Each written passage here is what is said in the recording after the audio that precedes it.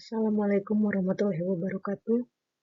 Berikut adalah hasil laporan dari ini project yang berjudul Seatbelt Detection. Pada project ini, awal pemrograman dilakukan dengan start dulu. Setelah itu dilakukan akuisisi citra, kemudian citra tersebut dibaca, kemudian dilakukan resize dari citra tersebut.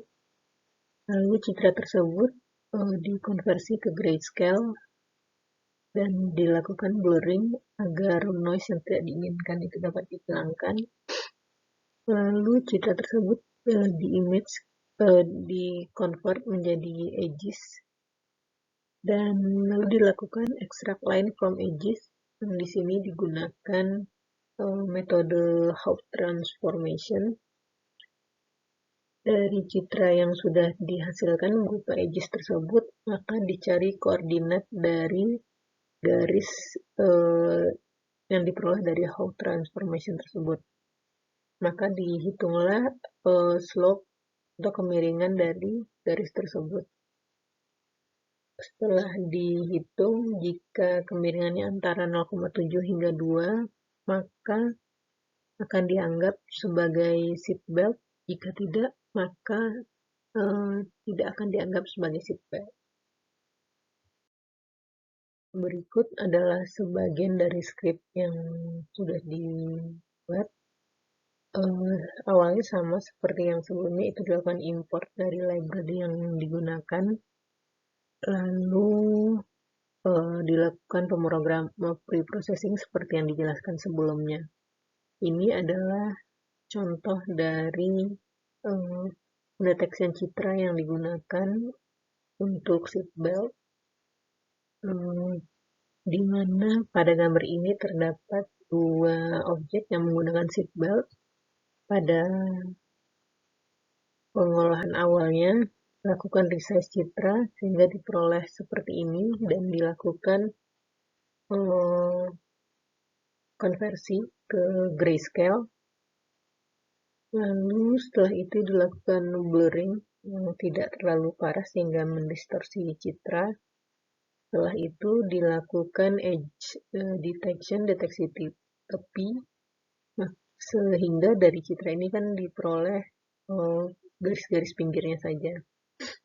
Nah, dari sini kemudian dihitung posisi